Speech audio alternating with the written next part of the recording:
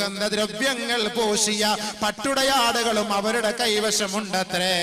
അവർ മെല്ലെ താഴേക്ക് ഇറങ്ങി വരികയാണ്. ഹത്താ യജ്ലിസ മദബസരിഹി, മരിക്കാൻ കിടക്കുന്ന സഹോദരന്റെ കട്ടിലിന്റെ അരികിൽ വന്നിരിക്കുകയാണ്. കണ്ണെത്താവുന്ന ദൂരത്തോളം ആ മലക്കവനെ വീക്ഷിച്ചു കൊണ്ടിരിക്കുകയാണ്. ആ സഹോദരന്റെ അരികിലേക്ക് ആ മയ്യത്ത്, ആ മലക്ക് മെല്ലെ കടന്നു വന്നിട്ട് തല തടോടിക്കൊണ്ട് പറയുകയാണ്, ഉഖ്റുജി അയ്യതുഹൻ നഫ്സുൽ മുത്മഇന്ന വബ്ശിരി ബിറൗഹിൻ വറൈഹാൻ വറബ്ബി ഗൈരി ഗളബാൻ. സന്തോഷത്തോടെ കടന്നു വാ, സന്തോഷത്തോടെ പുറത്തേക്ക് വരിക. ഏ ശാന്തി അടഞ്ഞ ആത്മാവേ, സ്വർഗത്തിലേക്കുള്ള ആത്മാവേ, സമാധാനം പൂണ്ട ആത്മാവേ, സ്വർഗലോകത്തിന്റെ സന്തോഷ വാർത്തയുമായി നീ പുറത്തേക്ക് കടന്നു വരിക. ഒരുമ്മ എങ്ങനെയാണോ തന്റെ ചോരക്കുഞ്ഞിനെ മാറോട് ചേർത്ത് പിടിച്ച്, എങ്ങനെയാണോ തലോടിക്കൊണ്ട് ഒക്കത്ത് വെച്ച് പാല് കൊടുക്കുന്നത്, എത്രത്തോളം ആ കുഞ്ഞു പൈതലോട് ലാളന കാണിക്കുന്നുവോ അതേപോലെ ആയിരിക്കും മാലാകമാർ സത്യവിശ്വാസിയുടെ ആത്മാവിനെ പിടിക്കാൻ ഇറങ്ങി വരിക. ഇറങ്ങി വന്നുകൊണ്ട് സന്തോഷത്തോടെ ഓതിക്കൊടുക്കുകയാണ്, യാ അയ്യതുഹൻ നഫ്സുൽ മുത്മഇന്ന ഇർജിഇ إلى ربك راضية مرضية فادخلي في عبادي وادخلي جنتي. പരിശുദ്ധ ഖുർആൻ ഇന്നൊരാളെ അടക്കം ചെയ്യപ്പെട്ട് കഴിഞ്ഞാൽ അവിടുത്തെ ഉസ്താദ് ആ ഖബറിന്റെ ഓരത്തിരുന്ന് തൽഖീൻ ഓതി കൊടുക്കുമെങ്കിൽ ഈ ആത്മാവിന് വേണ്ടിയിട്ടല്ലയോ ഈ പ്രാർത്ഥന, ഈ ആത്മാവിന്റെ ശാന്തിക്ക് വേണ്ടിയല്ലയോ ഈ ആയത്ത് പരിശുദ്ധ ഖുർആനിലൂടെ അല്ലാഹു നമ്മളെ അറിയിക്കുകയാണ്. യാ അയ്യതുഹൻ നഫ്സുൽ മുത്മഇന്ന, ഏ ശാന്തി അടഞ്ഞ ആത്മാവേ, സമാധാനം പൂണ്ട ആത്മാവേ, ഇർജിഇ ഇലാ റബ്ബികി റാളിയതൻ മർളിയ. നീ ദുഃഖിക്കരുതേ, നീ പ്രയാസപ്പെടരുതേ, നീ വിഷമിക്കരുതേ, നീ കരയരുതേ. നീ ഈ ദുനിയാവിൽ നിന്ന് മരിച്ചു പോയത് കൊണ്ട് നിന്റെ ഭാര്യ കരയുന്നുണ്ടാകും, നിന്റെ മക്കള് കരയുന്നുണ്ടാകും, നിന്റെ ശിഷ്യഗണങ്ങള് കരയുന്നുണ്ടാകും, നിന്റെ നാട്ടുകാര് ഒന്നടങ്കം ദുഃഖിക്കുന്നുണ്ടാകും. പക്ഷേ നീ ദുഃഖിക്കരുതേ, പ്രയാസപ്പെടരുതേ. നീ എന്നിലേക്കാണ് വരുന്നത്, സാലിഹീങ്ങളായ എന്റെ ദാസന്മാരുടെ സമൂഹത്തിലേക്കാണ് നീ കടന്നു വരിക. ഒറ്റപ്പെട്ട ജീവിതമല്ല നിന്നെ പ്രതീക്ഷിച്ചിരിക്കുന്നത്, ഒരു വൻ സംഘം തന്നെ നിന്നെ പ്രതീക്ഷിക്കുന്നുണ്ട്. ആ ബർസഖിൽ നിന്നെ പ്രതീക്ഷിക്കുകയാ. ഫദ്ഖുലി ഫീ ഇബാദി വദ്ഖുലി ജന്നതി. എന്റെ ആത്മാക്കളോട്, എന്റെ ശാന്തിയടഞ്ഞ എന്റെ ദാസന്മാരുടെ ആത്മാവുമായി നീ ചേർന്ന് കൊള്ളുക. ആ സ്വർഗലോകത്തിന്റെ പരിമളം ആസ്വദിച്ചതിൽ പ്രവേശിച്ചു കൊള്ളുക.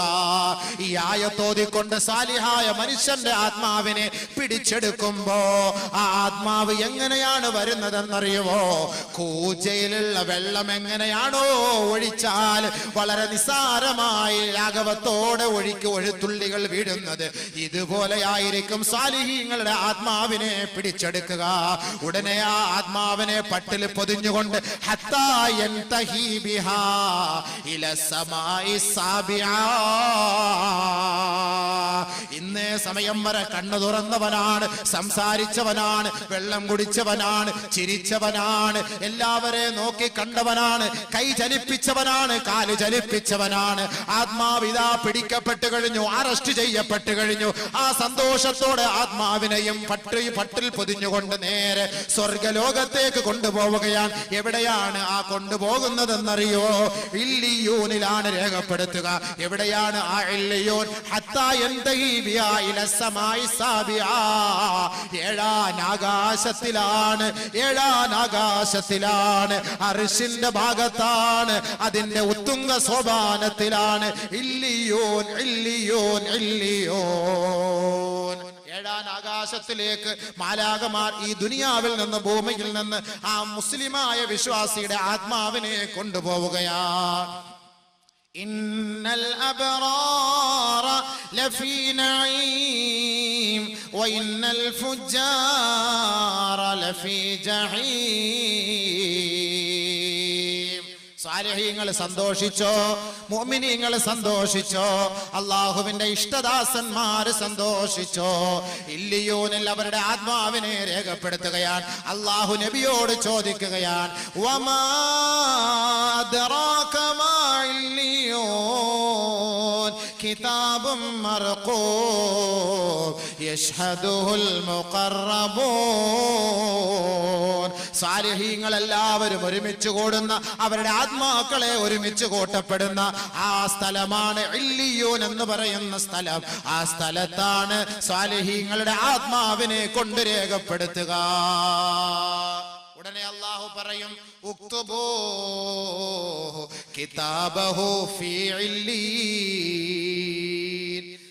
ഇപ്പോൾ ഒരാൾ ഇവിടെ വെച്ച് മരിച്ചു, ഇപ്പൊ 8 മണിക്ക് അല്ലെങ്കിൽ 10 മണിക്ക് ഒരാൾ മരിച്ചു. സാലിഹായ മനുഷ്യനാണെങ്കിൽ അവന്റെ ആത്മാവിനെ അവിടെ കൊണ്ട് രേഖപ്പെടുത്തും. കാരണം ഈ മയ്യത്ത് ഇനി നാളെയോ അല്ലെങ്കിൽ മറ്റന്നാളോ അല്ലെങ്കിൽ ഇനി 1 മാസം കഴിഞ്ഞോ എപ്പോഴാണോ ഇനി കുളിപ്പിച്ച് കഫം പൊതിഞ്ഞ് മയ്യത്ത് സ്കരിച്ച് കബറിനകത്ത് കൊണ്ടുവരുന്നത്, അപ്പോഴായിരിക്കും ഇനി അടുത്ത പരിപാടി. അതുകൊണ്ട് എന്താ ചെയ്യാ, ഒരാളെ അറസ്റ്റ് ചെയ്ത് മരിച്ചു കഴിഞ്ഞാൽ അവന്റെ ആത്മാവിനെ പിടിച്ച് നേരെ ഇല്ലിയൂൻ രേഖപ്പെടുത്തും. സാലിഹാണെങ്കിൽ. സാലിഹല്ലെങ്കിൽ മറ്റൊരു സ്ഥലം, അത് രണ്ടാമത്തെ വിഷയം. അത് ഈ വിഷയം പറഞ്ഞ് തീർക്കട്ടെ. സാലിഹാണെങ്കിൽ നേരെ ഇല്ലിയൂനിൽ കൊണ്ടുപോയി രേഖപ്പെടുത്തും. അതെവിടെയായി ഇല്ലിയൂൻ എന്ന് പറഞ്ഞ സാധനം? 7 ആകാശത്തിന്റെ ഉന്നതങ്ങളിലാണ്. ഹത്താ യന്തഹി ബിഹാ ഇല സമായി സാബിആ. 7 ആകാശത്തിൽ കൊണ്ടത് രേഖപ്പെടുത്തും. രേഖപ്പെടുത്തിയതിനു ശേഷം അള്ളാഹുവിന്റെ പ്രത്യേകമായ ഔദാര്യത്തോടുകൂടി പടച്ചതമ്പുരാൻ പറയുകയാണ് മലക്കുകളോട്, ആ വ്യക്തിയെ മയ്യത്ത് ഖബറിലേക്ക് കൊണ്ടുപോകുമ്പോ,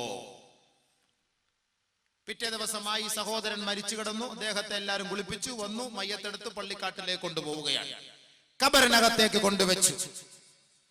പരിശുദ്ധമായ ഹദീസിലൂടെ നബിയുനാ റസൂലുള്ളാഹി തങ്ങൾ മയ്യത്തിനെ സാക്ഷ്യപ്പെടുത്തിയിട്ട് ഖബറിന്റെ അരികിൽ വെച്ച് ലോകത്തോട് വിളിച്ചു തരുന്ന സത്യമാണിത്.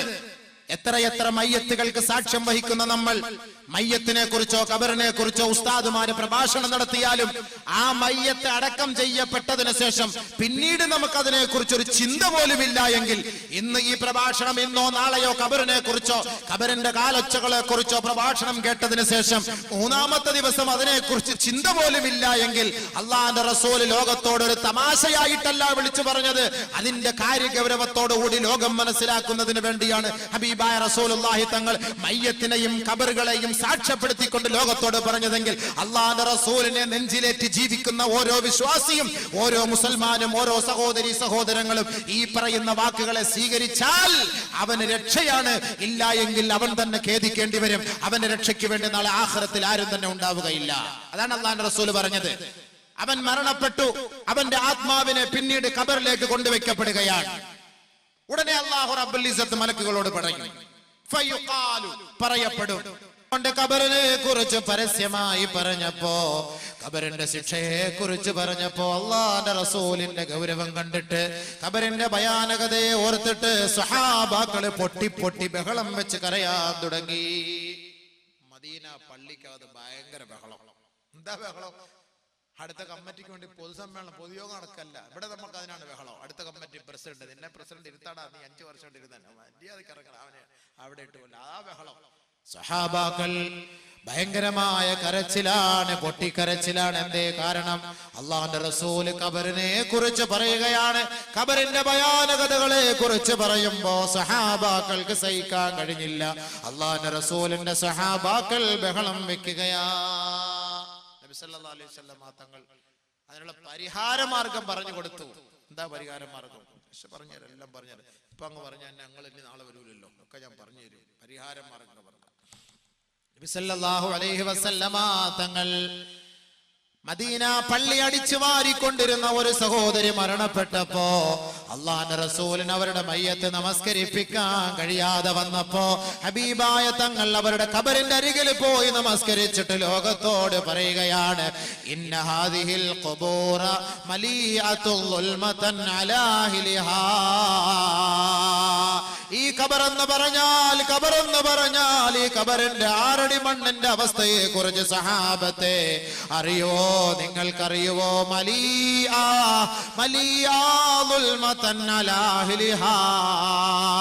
അന്ധകാരം കൊണ്ട് നിറഞ്ഞതാണ്, അന്ധകാരം കൊണ്ട് നിറഞ്ഞതാണ്.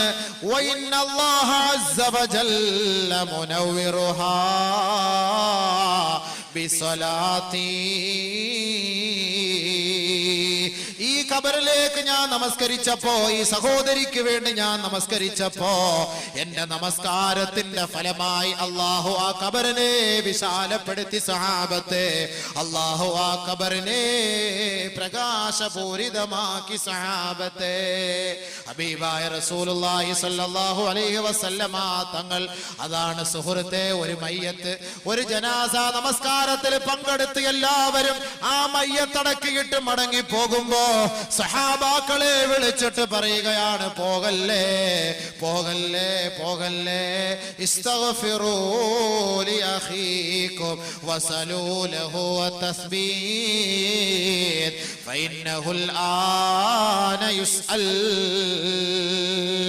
മയ്യത്തടക്കയിട്ട് കൂസലില്ലാതെ വിമുഖരായി മടങ്ങി പോകുമ്പോ ഓർക്കണേ, ഓടിപ്പോകല്ലേ ഓടിപ്പോകല്ലേ. ഇന്നലെ മരിച്ച മയ്യത്തിന്റെ അരികിൽ നേരം വെളുക്കുന്നത് വരെ ഇരിക്കുന്ന സഹോദരാ, പിറ്റേ ദിവസം മയ്യത്ത് വീട്ടിൽ നിന്നെടുക്കുന്നത് വരെ ആ മയ്യത്ത് കട്ടിലിന്റെ അരികിലിരിക്കുന്ന സഹോദരാ, നിങ്ങളുടെ ആരുടെയെങ്കിലും മയ്യത്ത് കൊണ്ട് ഖബറിലേക്ക് അടക്കം ചെയ്യപ്പെട്ടു കഴിഞ്ഞാൽ അതിന്റെ അവകാശികളോ കൂട്ടുകാരോ സുഹൃത്തുക്കളോ അല്പസമയം ആ ഖബറിന്റെ അരികിലിരുന്ന് കുറച്ചൊക്കെ ഒന്ന് ഓതണേ ഓതണേ.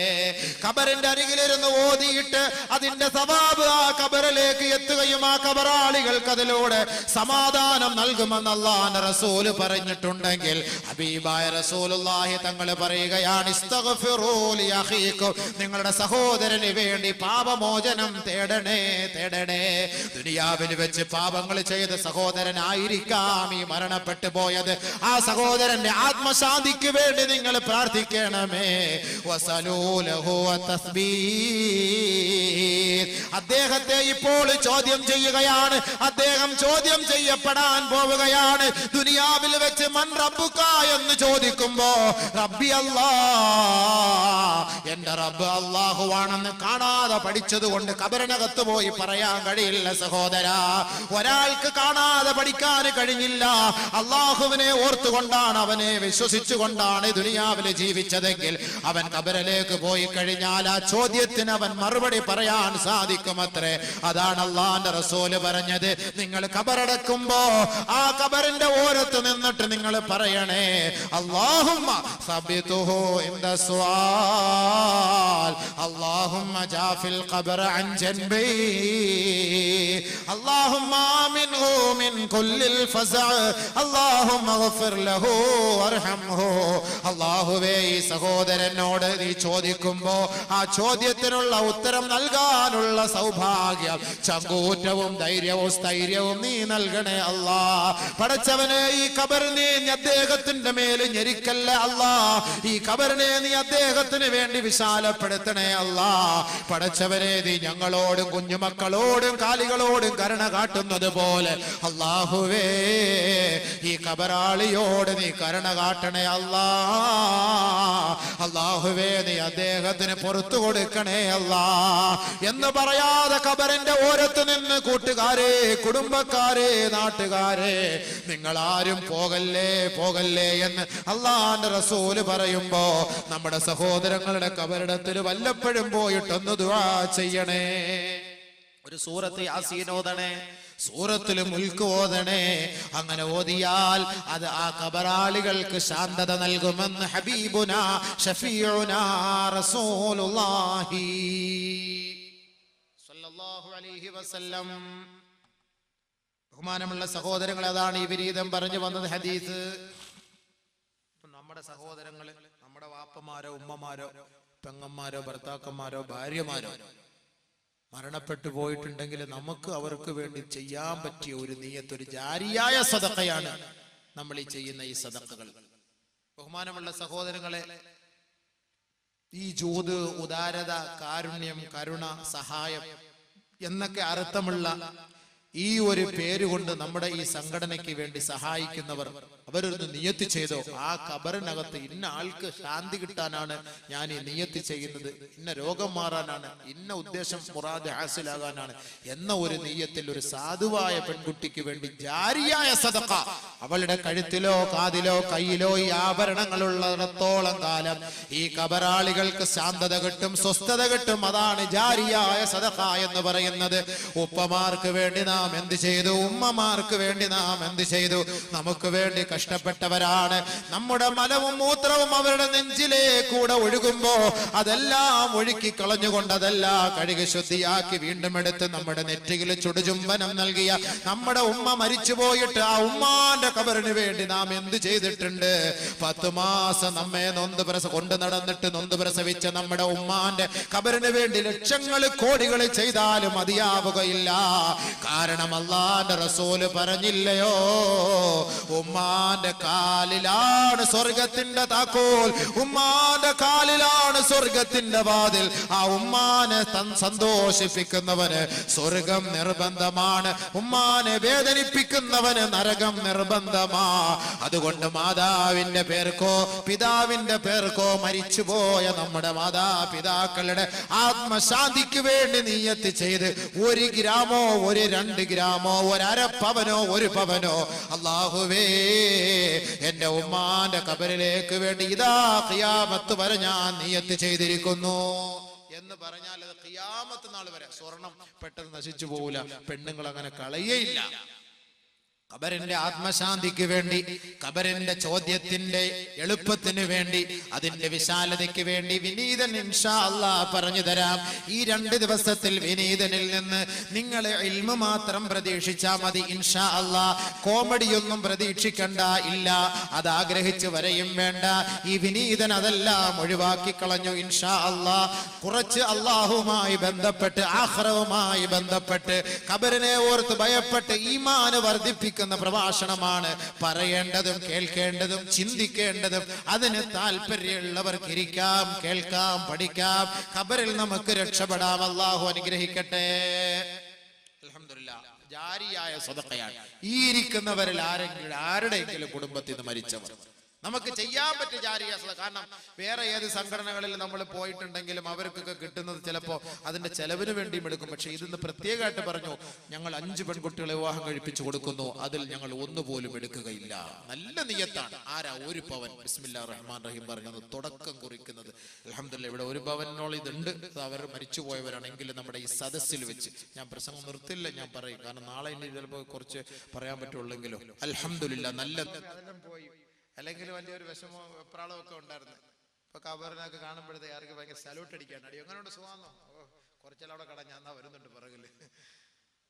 അങ്ങനെയുള്ള ഖബറിന്റെ കട എന്താ പേടി? ഞാൻ വരുന്നില്ല, ഖബറിന്റെ വിഷയം വരുന്നേ ഉള്ളൂ. ഇൻഷാ അല്ലാഹ് നാളെയും കൂടെ ഉണ്ടല്ലോ, നമുക്ക് നല്ല പറയാം. അതുകൊണ്ട് നാളെയോടെ വിളിച്ചോണ്ട് പോവാ. ഖബർ ഇപ്പൊ കാണിക്കണമെങ്കിൽ അവര് ഖബർ ഇനി നിങ്ങൾ കുഴിക്കുവോ? ഖബർ കുഴിക്കുവോ അതോ പഴയ ആളിനെ തോണ്ടിയെടുത്ത് മാറ്റി വെച്ചിട്ട് കുഴിച്ചു വെക്കുവോ? അങ്ങനെ അങ്ങനെ നിയമങ്ങൾ ഇസ്ലാമിക ഇതൊക്കെ നിങ്ങൾ ആലോചിച്ചിട്ട് പറയും. അൽഹംദുലില്ലാഹ്, അൽഹംദുലില്ലാഹ്. അപ്പൊ അത് അറിയിച്ചിട്ട് അറിയാം. 1 പവൻ. അപ്പൊ നമ്മൾ നിയത്ത് മാറണ്ട, ബർക്കത്തിന് തുടങ്ങി വൈ. ഇപ്പൊ നമുക്ക് ബാക്കി നമുക്ക് സംസാരിച്ചിട്ട് ഖബറിനകത്ത് വരുന്ന നന്മയെ കുറിച്ചാണ് പറയാൻ പോകുന്നത്. ഇപ്പൊ ഒരാൾ മരിച്ച് ആത്മാവ് ഇല്ലിയൂനിലാണ്. ഇനി അത് ഖബറിനകത്ത് അയാളുടെ മയ്യത്ത് കൊണ്ട് വെക്കുമ്പോഴാണ് അത് വീണ്ടും മടക്കപ്പെടുന്നത്. മടക്കപ്പെടുമ്പോ ഒരാളപ്പൊ ഖബറിനകത്ത് വരും, ഒരു നല്ല ഒരു കോലത്തിൽ വരും. അതാണ് നബി സല്ലല്ലാഹു അലൈഹി വസല്ലം തങ്ങൾ ആ സ്വഹാബിയുടെ ഖബറടക്കാൻ പോയിരുന്നപ്പോ പറഞ്ഞത്. ബർക്കത്തായിട്ട് ആ ഖബറിനകത്ത് വരുന്ന സ്വാലിഹായ അമൽ, അതിനെ കുറിച്ചാണ് നമ്മളിപ്പോ ചർച്ച. നബി സല്ലല്ലാഹു അലൈഹി വസല്ലം തങ്ങൾ പറഞ്ഞു. അപ്പൊ നമുക്ക് ആ ഒരു സ്വാലിഹായ അമൽ എന്താണ്? നമ്മൾ ഇവിടെ ചെയ്യുന്ന അമലാണ്. നബി സല്ലല്ലാഹു അലൈഹി വസല്ലം തങ്ങൾ പറഞ്ഞത്, ഹബീബായ റസൂലുള്ളാഹി തങ്ങൾ പറയുകയാണ്, അദ്ദേഹത്തിന്റെ മയ്യത്ത് ഖബറിലേക്ക് കൊണ്ടുവെക്കുമ്പോ തുആദു റൂഹുഹു റുദ്ദൂഹു ഇലൽ അർദ് അദ്ദേഹത്തോട് പറയപ്പെടുക, മലക്കുകളോട് പറയപ്പെടുകയാണ്, അദ്ദേഹത്തിന്റെ ആത്മാവിനെ മണ്ണിലേക്ക് കൊണ്ടുവെക്കുക, ആ ആത്മാവിനെ ആ ശരീരത്തിലേക്ക് മടക്കി കൊടുക്കുക. തുആദു റൂഹുഹു, അങ്ങനെ ആ ആത്മാവിനെ ആ ശരീരത്തിലേക്ക് മടക്കപ്പെടുകയാ. സാലിഹായ മയ്യത്താണ്, സാലിഹായ മനുഷ്യനാണ്, ആ ശരീരത്തിലേക്ക് ആത്മാവിനെ മടക്കപ്പെടും. ഏതാത്മാവ്? ഇല്ലിയൂനിൽ കൊണ്ട് രേഖപ്പെടുത്തിയ ആത്മാവ് ഖബറിനകത്തൊരാളെ കൊണ്ടടക്കി മണ്ണിട്ട് മൂടി, എല്ലാവരും അവിടെ നിന്ന് പിരിഞ്ഞുപോയി. അപ്പോഴാണ് ഒരാത്മാവിനെ അവിടേക്ക് അല്ലാഹു തആല മടക്കാൻ പറയുന്നത്. ഇതേപോലെയാണ് ആത്മാവിനെ മടക്കുമ്പോ ഈ ദുനിയാവിൽ നമ്മൾ എങ്ങനെയാണോ ജീവിച്ചത്, എങ്ങനെയാണോ ഒരാളെ കണ്ടത്, എങ്ങനെയാണോ ഒരാളെ കുറിച്ച് കേട്ടത്, എങ്ങനെയാണോ നമുക്ക് പരിസരത്തെ കുറിച്ച് മനസ്സിലാക്കാനുള്ള വിവേചന ശക്തി അല്ലാഹു ദുനിയാവിൽ വെച്ച് നൽകിയത്, അതേപോലെ അല്ലാഹു റബ്ബുൽ ഇസ്സത്ത് ഖബറിനകത്ത് ആ മയ്യത്തിന് നൽകുകയാ. പഴയ അതേ അവസ്ഥ, ദുനിയാവിൽ ജീവിച്ച അതേ അവസ്ഥ ഖബറിനകത്ത്. അതാണ് തുആദു റൂഹുഹു. കാരണം എന്താ? അല്ലാഹു പറയുകയാണ്, ഇന്നി വഅദ്തുഹും, ഞാൻ അവരോട് വാഗ്ദാനം ചെയ്തിട്ടുണ്ട്, അന്നീ ഖലഖ്തുഹും, ഞാൻ അവരെ സൃഷ്ടിച്ചത് ഈ മണ്ണിൽ നിന്നാ. അന്നീ ഖലഖ്തുഹും മിൻഹാ വഫീഹാ നുഈദുഹും വമിൻഹാ നുഖ്രിജുഹും, അവരെ ഈ മണ്ണിലേക്കാണ് ഞാൻ മടക്കുക എന്നും ഈ മണ്ണിൽ നിന്നും വീണ്ടും അവരെ നാം ഉയർത്തെഴുന്നേൽപ്പിക്കപ്പെടുമെന്നും ഞാൻ അവരോട് വാഗ്ദാനം ചെയ്തിട്ടുണ്ട്. അതുകൊണ്ട് റുദ്ദൂഹു, അവരുടെ ആത്മാവിനെ അവരിലേക്ക് മടക്കണേ. അങ്ങനെ അവരുടെ ആത്മാവിനെ മടക്കുകയാ. മടക്കി. അപ്പൊ ഇങ്ങനെ ആള് ഉണർന്നു, സംഭവം ഉണർന്നു. ഫയഅതീഹി മലകാനി ശദീദിൽ ഇന്തിഹാർ, വളരെ ഗൗരവത്തോടുകൂടി ഘോരഘോര ശബ്ദം മുഴക്കിക്കൊണ്ട്, ഇടിമുഴക്കം പോലുള്ള ശബ്ദ കോലാഹലത്തോടെ രണ്ട് മലക്കുകൾ അതാ ആ ശരീരത്തിന്റെ അരികിലേക്ക് കടന്നു വരികയാ.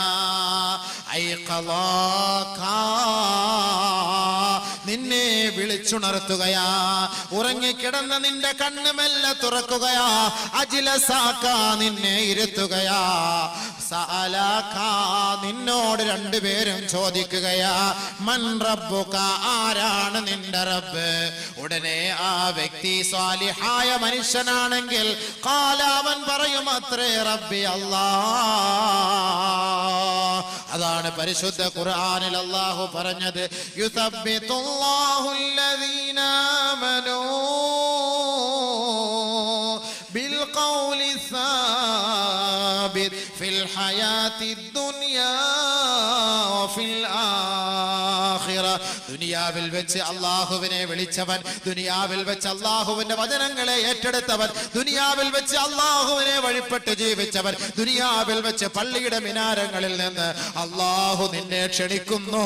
അല്ലാഹു വലിയവനാണ്, അവൻ അജയ്യനാണ്, അവൻ ഏകനാണ്, അവൻ മഹോന്നതനാണ്, അവൻ ഉത്കൃഷ്ടനാണെന്ന് ദിനേന 5 പ്രാവശ്യം വിളിക്കുമ്പോ ചെവി കൊടുത്ത് ഉത്തരം നൽകിയ സഹോദരാ, അവൻ പറയുമത്രേ റബ്ബി അല്ലാഹ്.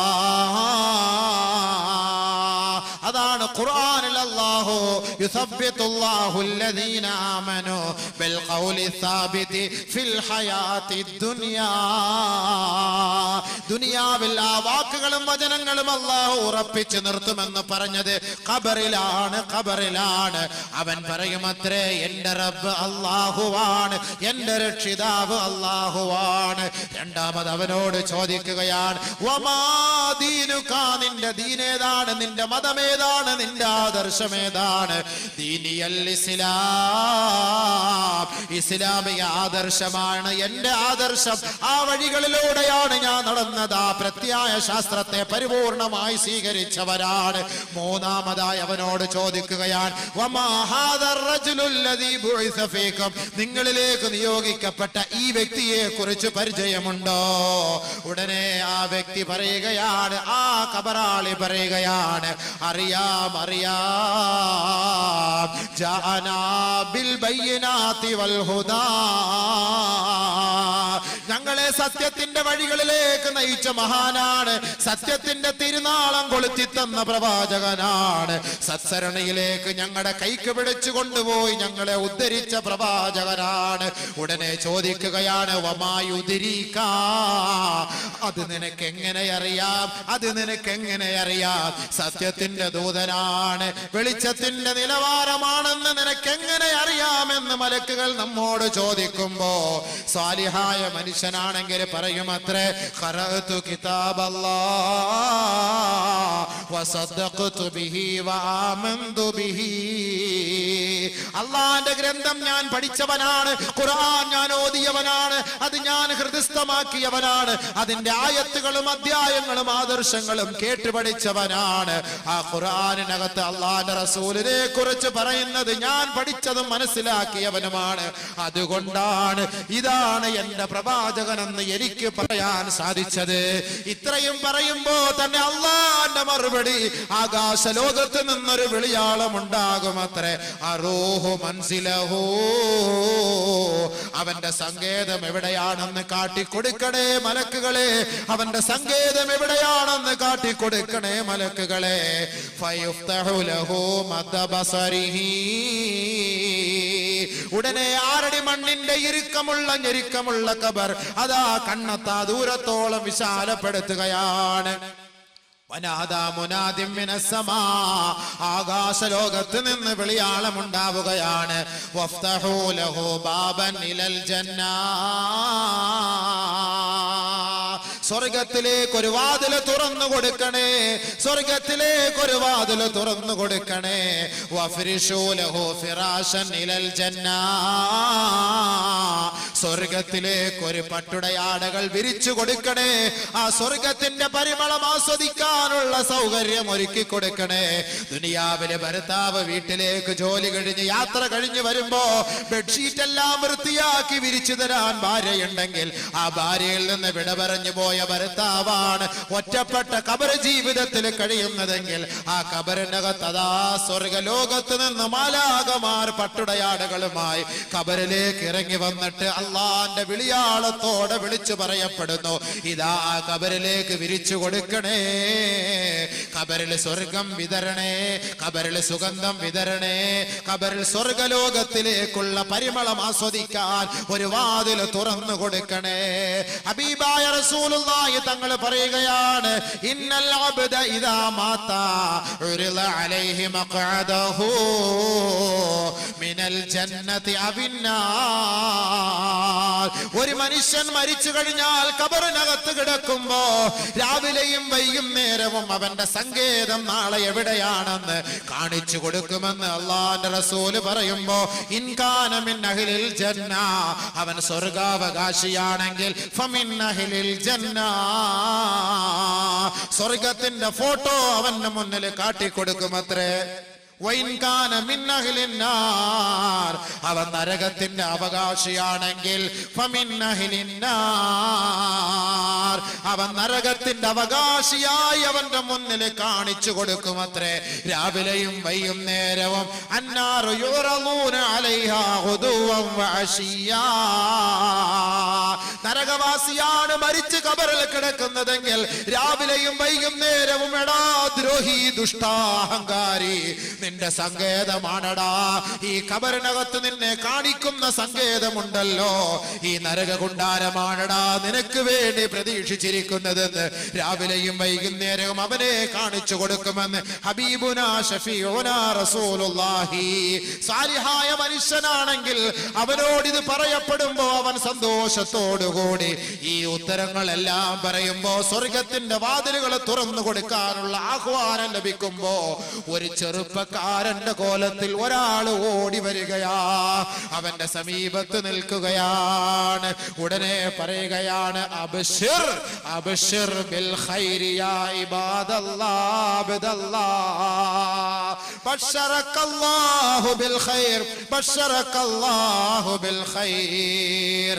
പരിശുദ്ധ പ്രവാചകൻ നമുക്ക് പഠിപ്പിച്ചു തരികയാണ്, സാലിഹായ മനുഷ്യനാണ് അവൻ മരിച്ചു പോകുന്നതെങ്കിൽ ആ സാലിഹായ മനുഷ്യനെ നോക്കിക്കൊണ്ട് ഒരു ചെറുപ്പക്കാരൻ ഓടി വന്നിട്ട് പറയുകയാണ്, സന്തോഷിച്ചോ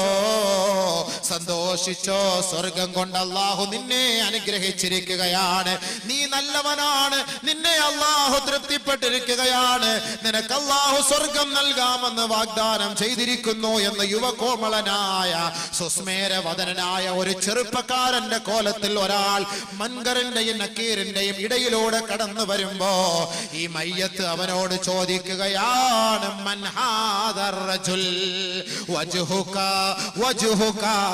കവജ്ഹി ശംസ്, നീ ആരാണ്, നീ ഏവനാണ്, നീ ഏത് ചെറുപ്പക്കാരനാണ്, നീ എന്തിനാണ് വന്നത്? ജാക ബിൽ ഖൈർ, നന്മയുമായിട്ടാണല്ലോ നീ കടന്നു വന്നത്, നിന്റെ മുഖത്തിന്റെ ഭാവം കാണുമ്പോ സൂര്യ തേജസ് പോലെ പ്രകാശിക്കുകയാണല്ലോ, ആരാണ് നീ അഖ്ബിർനി, ഒന്ന് അറിയിച്ചു തരുവോ?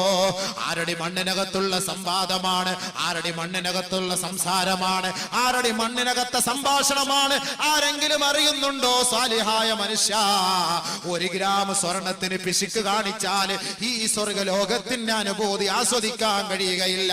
പല സ്ഥലങ്ങളിലും പല ഭാഗങ്ങളിലും കൊടുക്കുന്നവരാണ്. ഇനി 1 കോടി നമ്മൾ കൊടുത്തെന്ന് പറഞ്ഞാലും അതെല്ലാം അള്ളാന്റെ ഖജനാവിൽ ഒന്നുമല്ല.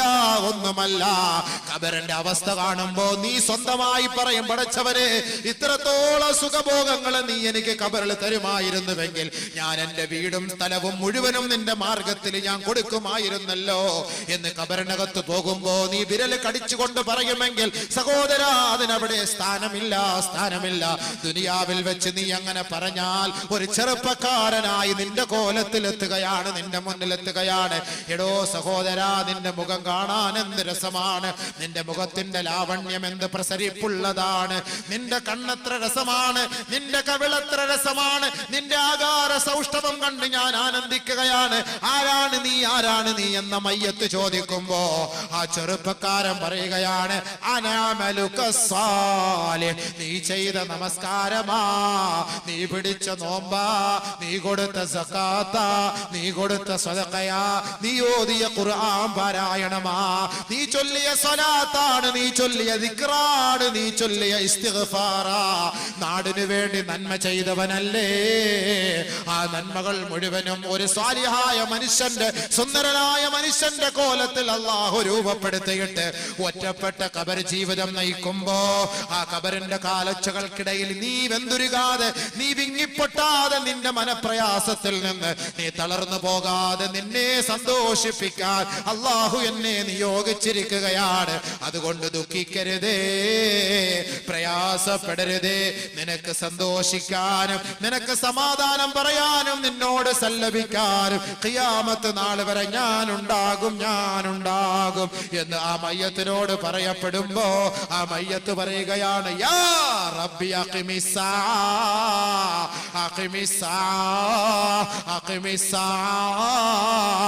കൈ അർജിഅ ഇലാ അഹ്ലി വമാലി. അല്ലാഹുവേ, ഈ ലോകമെന്ന് അവസാനിപ്പിക്കു പടച്ചവരെ, ഈ ലോകത്തിനൊരു അന്ത്യം കൊടുക്കു പടച്ചവരെ. ഈ ഖബറിനകത്തുള്ള സന്തോഷത്തെ എന്റെ കുടുംബക്കാരോട് ഞാനൊന്ന് പങ്കിടട്ടെ, അവരോട് ഞാനൊന്ന് വിളിച്ചു പറയട്ടെ.